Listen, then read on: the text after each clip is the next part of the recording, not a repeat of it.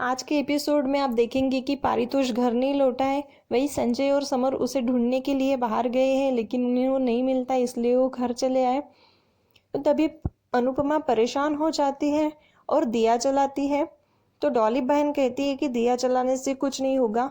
तो मामा जी कहते हैं हाँ वो जानती है, लेकिन वो माँ है और जब बात बच्चों पे आती है तो माँ दिल से सोचती है। और तभी पारितोष लुढ़कते हुए दरवाजे पे आता है। आप तो जानते ही हो दोस्तों, कल केंजल ने उसका साथ नहीं दिया था।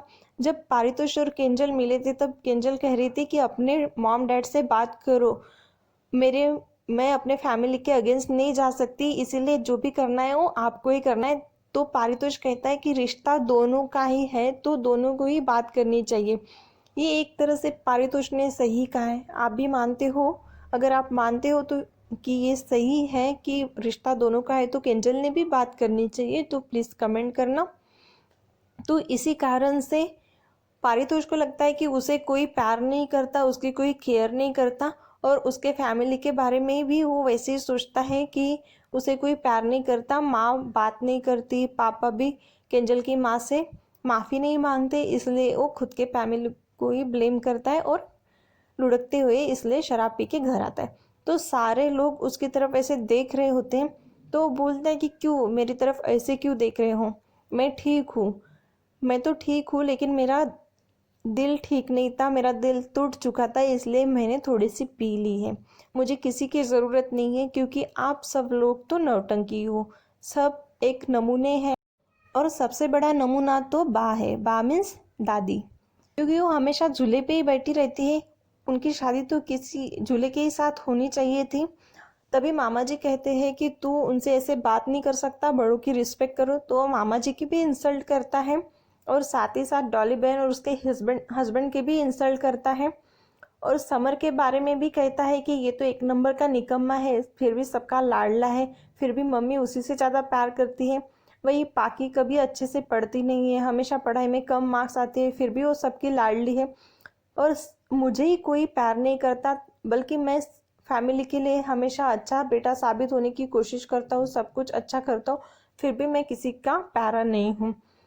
और ऐसे ही वो बोल रहा होता है, तभी वो वनराज पे आ पहुंचता है और बोलता है कि ये वनराज, इनमें तो इतना ईगो और अग्रेसिव है ये कि इनका नाम तो वनराज की बजाय बादशाह होना चाहिए था, बिल्कुल किंग जैसे बिहेव करते हैं।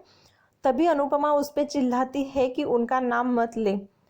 तो अनुपमा की भी इंसल्ट करता है कि तुम्हारे नाम में तो सिर्फ माँ है, लेकिन तुम माँ बनने के लायक नहीं हो, क्योंकि तुम तो एक विलन हो, मेरी दुश्मन है हो। तभी अनुपमा उस पर चिल्लाती है और बोलते हैं कि माँ सब कुछ हो सकती है, लेकिन दुश्मन नहीं होती है। और पारितोष ये भी कहता है कि ऐसे माँ बाप होने से तो अच्छा होता कि मैं अनाथ आश्रम में ही रहता। ये सब सुनकर अनुपमा को बहुत हर्ट होता है और उसे चाटा मारती है और कहती है क्या बोल रहा है तू, समर से सब प्यार करते हैं, बल्कि उसे तो बचपन से कुछ नहीं मिला, फिर भी उसने कभी शराब नहीं पी, अपने पापा का नाम कभी नीचे नहीं गिराया, कभी बड़ों की इंसल्ट नहीं की। और ये पाखी, ये तो छोटी है, फिर भी सबसे ज़्यादा प्यार तो हम तुझे ही करते हैं। और माँ, माँ तो कभी दुश्मन नहीं होती। जब तू पैदा हुआ था तब डॉक्टर ने पूछा था कि दोनों में से एक एक को बचाना पड़ेगा, एक तो माँ नहीं तो बेटा। तब मैंने तेरे पापा से कहा कि इसे बचाओ, और तू कह रहा है कि मैं तेरी दुश्मन हूँ। और उसे पीट ही रही होती है। तभी एपिसोड खत्म हो जाता है। कल के एपिसोड में आप ये देखेंगे कि वो पिल्स खाता है और तभी वनराज घर आता है और पूछता है कि पारितोष कहाँ है। तो उसकी माँ उसे बताती है कि वो अपने कमरे में है और अनुपमा ने उसे बहुत पीटा। ये सुनकर उसे अनुपमा पे बहुत गुस्सा आता है।